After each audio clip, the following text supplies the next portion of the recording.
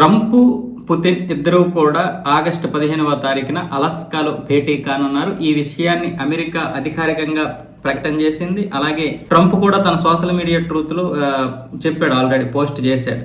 అయితే ఇంకా రష్యా అయితే దీని గురించి అధికారికంగా ప్రకటన ఇవ్వలేదు, కానీ నిన్నైతే రష్యా మాట్లాడడం జరిగింది, మేము ట్రంప్తో భేటీ అయ్యే అవకాశాలు ఉన్నాయి మా అధ్యక్షుడని. నిజానికి ఇది త్రైపాక్షిక చర్చలు జరపాలి. త్రైపాక్షిక అంటే Ukraine, Russia, America, Trump, Zelensky, Putin ముగ్గురు కూడా మాట్లాడుకోవాలి. కానీ పుతిన్ యొక్క అభిప్రాయం ఏంటో, పుతిన్తో మాట్లాడిన తర్వాత దాన్ని ఏ విధంగా పరిష్కారం చూడాలో ఆ తర్వాత నిర్ణయాలు తీసుకుందామని ట్రంప్ అయితే ద్వైపాక్షిక చర్చలకే మొదట ఒప్పుకున్నాడు అనమాట. ఎందుకంటే మళ్ళీ ఇందులో ఉక్రెయిన్ అధ్యక్షుడు జెలెన్స్కీ వస్తే మళ్ళీ పుతిన్ కనుక రాకపోయినా, లేకపోతే పుతిన్ అతనితో మాట్లాడడానికి ఇష్టపడకపోయినా, లేదా అతను ఏ మాట్లాడినా సరే చిరాకు పడ్డాడంటే మాత్రం ఆ చర్చలు మొత్తం విఫలం అయిపోతాయి, మళ్ళీ కథ మొదటికి వస్తుంది. అందుకే ట్రంప్ ముందుగా పుతిన్తో మాట్లాడి ఆ తర్వాత జెలెన్స్కీని తీసుకొద్దాం అనుకున్నాడు. తర్వాత ఈ భూమార్పిడి, ఆ భూభాగాలు ఏవైతే ఉన్నాయో ఆ భూభాగాల మీద ఇప్పుడు ఇద్దరు కూడా కొట్టుకుంటున్నారు, రష్యా, ఉక్రెయిన్. దీని మీదే అసలైనటువంటి యుద్ధం.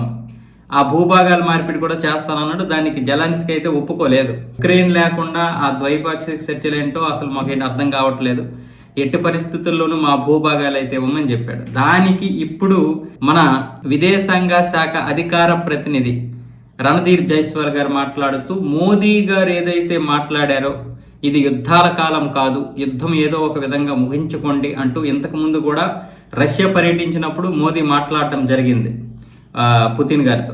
అలాగే ఇటు జెలెన్స్కీ ఉక్రెయిన్లోకి వచ్చి కూడా జెలెన్స్కీతో అదే విషయాన్ని చెప్పారు. మళ్ళీ మొన్న ఫోన్ మాట్లాడుకున్నారు, ట్రంప్ సుంకాలు విధించినప్పుడు దాని గురించి కూడా మాట్లాడుకున్నారు. యుద్ధాలు ఏదైనా సరే రెండు దేశాలకి నష్టమే. ఆ రెండు దేశాలు నష్టం వల్ల ఎవరైనా గెలుపు ఎవరిదైనా కావచ్చు, కానీ నష్టం ఇద్దరు భరించాలి అంటూ నరేంద్ర మోదీ గారు ఫోన్లో కూడా మాట్లాడారు పుతిన్తో. దాని గురించి మేము ఆలోచిస్తున్నాం, దీనికి ఏదైనా ఒక తుది దశ అయితే తీసుకొస్తాం, ఖచ్చితంగా దీనికి ముగింపు అనేది ఉంటుంది అంటూ పుతిన్ కూడా మాట్లాడడం జరిగింది. ఇప్పుడు మన రణధీర్ జైస్వాల్ అలాగే మన విదేశాంగ శాఖ ఏమంటుందంటే, నరేంద్ర మోదీ గారి ప్రోద్బలంతో కూడా ఇప్పుడు ఈ ట్రంప్, పుతిన్ భేటీ, అంటే పుతిన్ గారు ట్రంప్తో భేటీ అవ్వడానికి ఒక విధంగా ఇది కూడా ఒక కారణంగా చెప్తున్నారన్నమాట.